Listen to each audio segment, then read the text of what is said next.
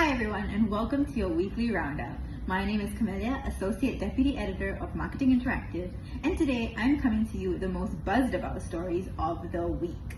This week, you guys were super into the fact that Chaggy named a new CEO for Singapore, Lawrence Wen. Lawrence used to be the CEO at everyone's favorite delivery service, Foodpanda.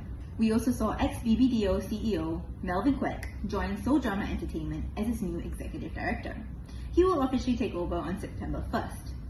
However, this week, what got you guys and our newsroom talking the most was Devin Halbal, or Kudasai girl.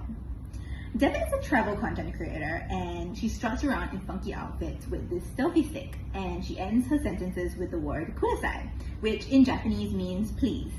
So Devin is currently trending because she is in Asia for her summer tour, which has been sponsored by AirAsia. So this week, the Marketing Interactive team set out to find out what makes Devin so popular and how brands can replicate this success, because I personally really wanted to know what it is about Devin that appeals to the generation of today. So in today's roundup, I've enlisted the help of my journalist, Abida Sherbini, to educate me on the ways of the young. Let's welcome in Abida. Welcome, Abida. Hi, happy to be here. Okay, so let's talk about Devin, or Kudasai girl. When did you personally first find out about her? I think I found out about her sometime earlier this year. I think I saw a video of her just walking around the streets with a selfie stick, just giving herself some affirmations, love that vibe about her. And then recently, like you mentioned, she's just gone incredibly viral.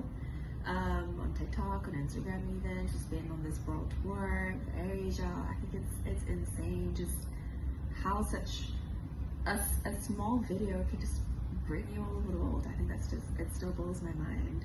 I know, and I think that's what's really blowing my mind as a millennial as well, because I'm like, can I just pick up a camera? Can I go around and say a phrase, and will I make it big? Like, what exactly do you think it is about her that resonates so strongly with the Gen Z group? Because I know you're in the Gen Z category.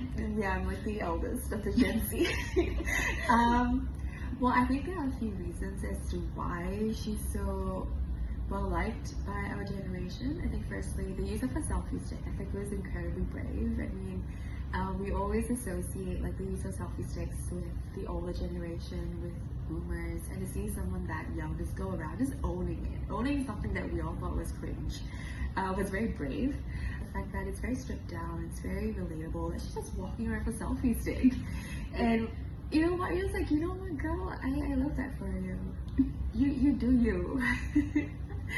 You heard it here first. If you're walking around with a selfie stick, that's boomer. But I really liked your last point about how she's just being herself. She's just really being authentic, essentially. Yeah. And I think that's something so crucial. In the Marketing Interactive newsroom, we have been talking a lot about how brands need to be more authentic for their consumers, and also how consumers nowadays are looking towards influencers, or rather micro-influencers now, because they are more authentic. But my question is, of course, are brands going to be able to replicate this? Maybe not exactly walking around with a selfie stick, but can they be authentic in the social space? I don't see why not.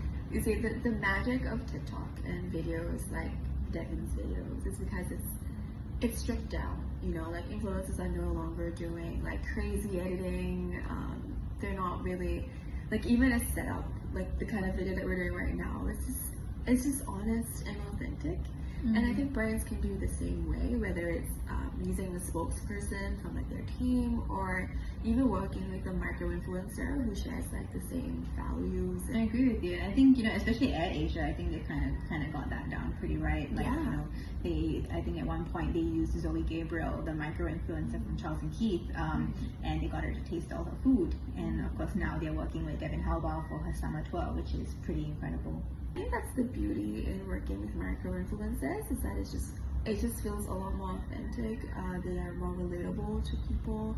And I think as consumers, you want to see someone, micro-influencer or not, you just want to be able to see someone and feel that you know them, and that you're friends with them, even though they might be like halfway across the world. And I think that's probably the secret ingredient to a lot of viral successes these days. I totally get what you mean. I totally want to be best friends with Devin and to go around with a selfie stick. I think that would be so fun. But unfortunately, that's all the time we have for today. Thank you for joining us on this week's episode of The Roundup.